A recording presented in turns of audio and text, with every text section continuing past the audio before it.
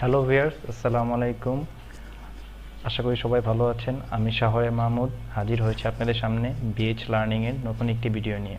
আজকে আমরা আলোচনা করব পদার্থবিজ্ঞান প্রথম চ্যাপ্টারের দ্বিতীয় লেকচার এবং আজকে আলোচ্য বিষয়ের মধ্যে আছে এসআই একক সমূহ, অর্থাৎ পদার্থবিজ্ঞান পুরো বইয়ে তোমরা যে একক সমূহ ইউজ করবে সেগুলো সম্পর্কে আলোচনা করব। পরিমাপে ব্যবহৃত বিভিন্ন উপসর্গ ও গুণিতক, অর্থাৎ বিভিন্ন উপসর্গ হিসেবে আমরা কিছু কিছু উপসর্গ আমাদের চেনা আছে বা বাকিগুলো জানবো। বিভিন্ন উপসর্গের মধ্যে একটা হচ্ছে কিলো, তারপর হচ্ছে মেগাবাইট আমরা ইউজ করেছি, গিগাবাইট আমরা ইউজ করেছি, টেরাবাইট ইউজ করেছি। তো এছাড়া আরও অনেক উপসর্গ আছে, সেগুলো জানবো, গণিতক উপসর্গ।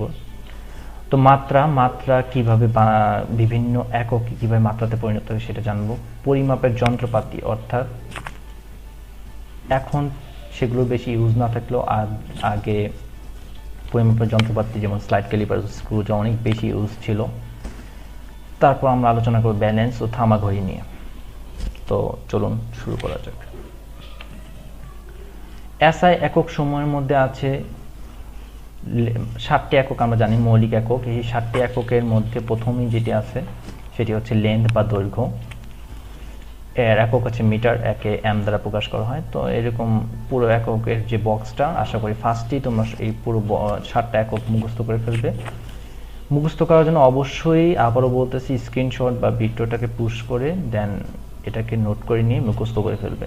প্রত্যেকটা পদার্থবিজ্ঞান বইয়ের প্রত্যেকটা অধ্যায়ে তোমাদের এগুলো কাজে লাগবে। পরিমাপে ব্যবহৃত বিভিন্ন উপসর্গ ও গণিতক। তো পদার্থবিজ্ঞানে যখন আমরা অনেক বেশি বড় সংখ্যা নিয়ে কাজ করি বা অনেক ক্ষুদ্র সংখ্যা নিয়ে কাজ করি, তখন আমাদের দরকার হয় উপসর্গ বা গুণিতক ব্যবহারের। গুণিতক মানে হচ্ছে এই যে 10^24, 10^21, 10^18, এগুলো হচ্ছে গুণিতক। এবং উপসর্গ মানে হচ্ছে এই যে 10^24 বদলে আমরা যদি ওয়াই ইউজ করি তাহলে এটা 10^24 বোঝাবে। তো আমরা শুরু করি আমাদের যে চেনা যে গুণিতকগুলো আছে সেগুলো নিয়ে। যেমন 10^1, অর্থাৎ কোনো কিছুর সাথে 10 গুণ করা হয় সেটাকে আমরা প্রকাশ করতে পারি ডেকা আকারে। কোনো কিছুর যদি 10 স্কোয়ার ইউজ করা হয় তাহলে হচ্ছে বলা হয় হেক্টো। কোনো কিছুর বদলে যেখানে 10 কিউব আছে সেটা বদলে আমরা ইউজ করতে পারি কিলো বা কে। আমরা যেখানে 10^6 আছে তার বদলে আমরা ইউজ করতে পারি মেগা, যেমন আমরা ইউজ করি সবচেয়ে বেশি আমাদের বহুল প্রচলিত মেগাবাইট, কিলোবাইট। ঠিক আছে, তো প্রত্যেকটা থেকে আসলে 3 করে পাওয়ার যোগ হচ্ছে 10^9, এটাকে বলা হচ্ছে গিগা। এই যে এখানে সাইন দেওয়া মানে কি? সাইন দেওয়া মানে হচ্ছে এগুলো বেশি ইম্পর্টেন্ট, যেহেতু পুরোটা চার্ট তোমাদের মুখস্থ করতে একটু বেশি যেতে হবে। সো আমি সাজেস্ট করবো ফার্স্টে যে জিনিসগুলো বেশি লাগে, অর্থাৎ এই যে লাইট দেওয়াগুলো giga, mega, kilo, hecto, deca, এই এই 5টা যে বেশি লাগে সেই 5টা আগে শিখবে। আর এগুলো হচ্ছে বড় একক। আর ছোটোর ক্ষেত্রে, ক্ষুদ্র এককের ক্ষেত্রে কোনগুলো ইউজ করা হয়? যেইগুলো ইউজ করা হয় সেটা হচ্ছে ডিসি, ডি দ্বারা প্রকাশ করা হয়, সেন্টিকে সি দ্বারা, মিলিকে মি দ্বারা, মাইক্রোকে মিউ দ্বারা এবং ন্যানোকে এন দ্বারা প্রকাশ। এই 5টা খুব গুরুত্বপূর্ণ। এছাড়া আছে পিকো, ফেমটো, অ্যাট্টো, চ্যাপ্টো, ইয়ক্টো। তো এই জিনিসগুলো লাগে খুব কম, বাট যেই জিনিসগুলো বেশি লাগে সেগুলো আমি রাইট দিয়ে রেখেছি। আশা করি তোমরা নোট করে এটাও শিখে ফেলবে।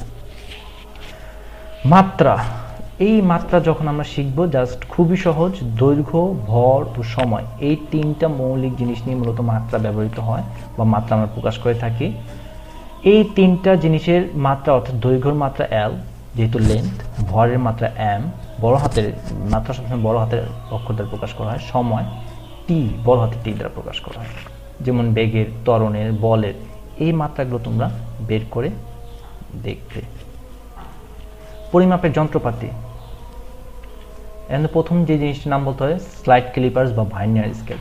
এই টোটাল যে স্কেলটি তোমরা দেখতে পাচ্ছ এই পুরোটা হচ্ছে একসাথে বলা হয় স্লাইড ক্যালিপার্স। অর্থাৎ এই স্কেলের কোনো কিছু যদি মাপতে চাও তাহলে এই দণ্ড এবং এই দণ্ডের মাঝখানে রেখে তুমি যে কোনো কিছু মাপতে পারো।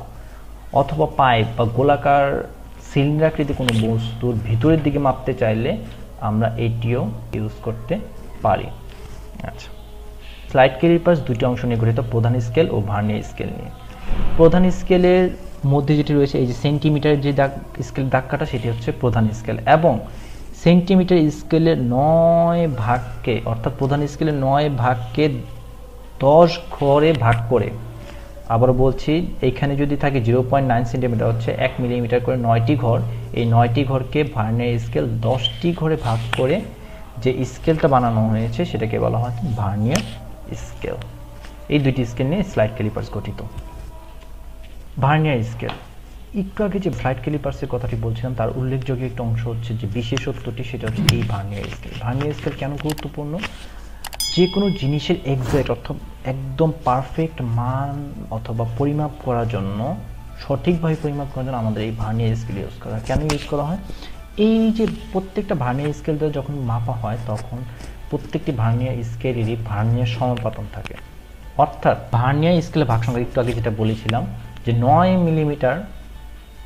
মিলিমিটারের মধ্যে যদি 9টা ভাগ থাকে প্রধান স্কেলের, ভার্নিয়ার স্কেলের ভাগ সংখ্যা থাকবে 10টি, এবং সেই 9 মিলিমিটারের ছোট ভাগ সংখ্যা কি 1 মিলিমিটার। সেই 1 মিলিমিটারকে যদি 10 দ্বারা ভাগ করি তাহলে আমরা যেটা পাবো সেটা হচ্ছে 0.1 মিলিমিটার।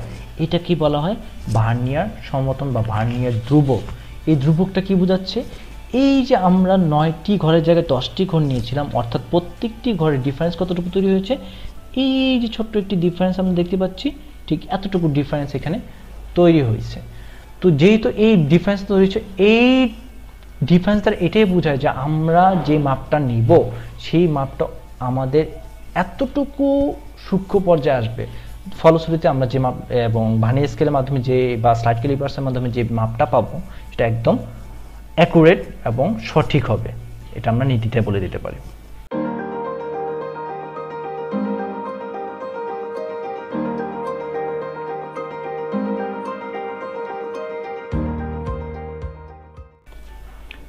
তো আবারও এখন ভার্নিয়ার ধ্রুবক বা সমাপতনের সংজ্ঞাটা বলে দিচ্ছি। সংজ্ঞা হচ্ছে প্রধান স্কেলের ক্ষুদ্রতম এক ভাগ, অর্থাৎ যেটাকে আমরা বলতেছিলাম যে 1 মিলিমিটার, তাহলে প্রধান স্কেলের ক্ষুদ্রতম এক ভাগ ও ভার্নিয়ার স্কেলের মোট ভাগ সংখ্যা সাধারণত 10, কখনো কখনো 20 হয়ে থাকে। মোট ভাগ সংখ্যার অনুপাতকে ভার্নিয়ার ধ্রুবক বলা হয়। এই জিনিসটা তোমরা নোট করে রাখবে। স্ক্রু গজ, এই স্ক্রু গজ আর ভার্নিয়ার স্কেলের দুইটাই ছোট জিনিসকে ক্ষুদ্রাতি ক্ষুদ্র জিনিস বা ছোট জিনিসকে সঠিকভাবে মাপ নেওয়ার জন্য তৈরি।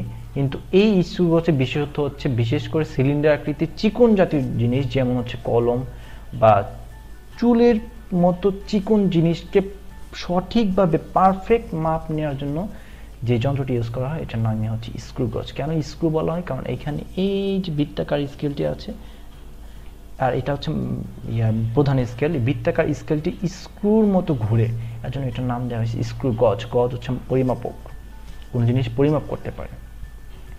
এখানে সঠিকভাবে সুন্দরভাবে স্ক্রু গজটাকে তুলে ধরা হয়েছে। এই যে মাঝখানে যে স্কেলটি আছে এটা হচ্ছে আমাদের প্রধান স্কেল। পাশে যে স্কেলটি আছে এই যে ঘোরানো যায় এটাকে বলা হয় স্ক্রু বা স্ক্রু গজের যে বৃত্তাকার স্কেল, এটাকে বাংলাতে বলা হয় বৃত্তাকার স্কেল বা ইংরেজিতে বলা হয় সার্কুলার স্কেল। এটা দ্বারা এই বৃত্তাকার স্কেলটাকে স্ক্রুর মতো ঘোরাতে সাহায্য করে বা কাজ করতে সাহায্য করে। আর এই যে মাঝখানের যে ফাঁকটি রয়েছে এই ফাঁকের মধ্যে আমরা যে কোনো বস্তু ঢুকিয়ে সেখানে আমরা সেই বস্তুর পরিমাপ করতে পারি। বিশেষ করে সিলিন্ডার আকৃতির কোনো বস্তু পরিমাপ করা হয়, খুব চিকন সিলিন্ডার আকৃতির বস্তুর সঠিক মাপ নেওয়ার জন্য আমাদের এই স্ক্রু গজ ইউজ করি। পিচ, ভার্নিয়ার স্কেলের মতো আমরা স্ক্রু গজের মধ্যে পিচ বের করে থাকি, অর্থাৎ প্রধান স্কেলের ক্ষুদ্রতম ভাগ সংখ্যাকে বৃত্তাকার স্কেলের মোট ভাগ সংখ্যা দ্বারা ভাগ করি। অথবা এই পিচকে আরেকভাবে সংজ্ঞায়িত করা হয়, যেটি তোমাদের বইয়ে সংজ্ঞা এভাবেই দেওয়া থাকে, তো তোমাদের পরীক্ষায় লিখলে এভাবেই লিখতে হবে। কীভাবে? বৃত্তাকার স্কেলকে একবার ঘোরালে সেটি প্রধান স্কেলে যে দূরত্ব অতিক্রম করে তাকে বলা হয় ওই যে তোমরা স্ক্রু গজ ইউজ করলে সেই স্ক্রু গজের বা ওই যন্ত্রের পিচ। ব্যালেন্স, আমরা বসবাস করছি তথ্য প্রযুক্তি আধুনিক বিশ্বে, যেখানে আমাদের এখন সব ব্যালেন্সই প্রায় ইলেকট্রিক ব্যালেন্স হয়ে গেছে। এখন তোমাদের কেউ কেউ হয়তো সবাই হয়তো দেখেছো এরকম ব্যালেন্স আমরা ইউজ করি, যেখানে এই মাঝখানে দণ্ডটা না থাকলেও এখানে হাত দিয়ে এখানে ধরে আমরা এখানে পরিমাপ করে থাকি। এক সাইডে বাটখারা দেওয়া হতো বা পরিমাপক কোনো নির্দিষ্ট ভরের 1 কেজি বা 2 কেজির বাটখারা দেওয়া হতো, আর আরেক সাইডে নেওয়া হতো পণ্য যেটা আমরা কিনবো। এখন সব কিছু বা সব ধরনের ব্যালেন্স ইলেকট্রিক হয়ে যাওয়াতে আমাদের এই ব্যালেন্সের যে ব্যবহার দিন দিন কমে আসছে, ক্রমশ কমে আসছে। আমরা সবসময় আগে এই ব্যালেন্সই দেখেছি, তোমাদের সময়টাতে অলরেডি অনেক কমে এসেছে, হয়তো তোমাদের সামনের প্রজন্ম একদম দেখবেই না, শুধু ইলেকট্রিক ব্যালেন্স থাকবে। অলরেডি সব জায়গায় এখন ইলেকট্রিক ব্যালেন্স, স্বর্ণের দোকান থেকে ফল ব্যবসায়ী সকল দোকানদার ইলেকট্রিক ব্যালেন্স ইউজ করে। থামাঘড়ি বা স্টপ ওয়াচ, আমাদের সবার মোবাইলে এখন স্টপ ওয়াচ চলে আসায় এই স্টপ ওয়াচটিও এখন বিলুপ্তির পথে। এই স্টপ ওয়াচের স্টার্ট স্টপ অনেকটা আমাদের মোবাইলে কাজ করার মতোই, অর্থাৎ এখানে এই বাটনটি ক্লিক করে আমরা স্টার্ট ও স্টপ করতে পারতাম। রিসেট অর্থাৎ যে পয়েন্টগুলো এখানে উঠে আছে সেটা আমরা প্রথম থেকে শুরু করার জন্য রিসেট করতাম। এছাড়া বিভিন্ন মোড, সেকেন্ড, মিনিট, ঘন্টা, বিভিন্ন মোডে নেওয়ার জন্য আমরা এই মোড বাটনটা ইউজ করতাম। এছাড়াও এখানে বিভিন্ন ধরনের স্টপ ওয়াচ দেখানো আছে, তো এগুলোর ইউজ যখন তোমরা জিনিসগুলো সামনে হাতে পাবা তখন হয়তো বুঝতে পারবা এখন দরকার নেই, কারণ হচ্ছে যেহেতু ইলেকট্রিকের যুগ, ইলেকট্রিক ডিভাইসের মাধ্যমে এখন সব কিছু করা হচ্ছে।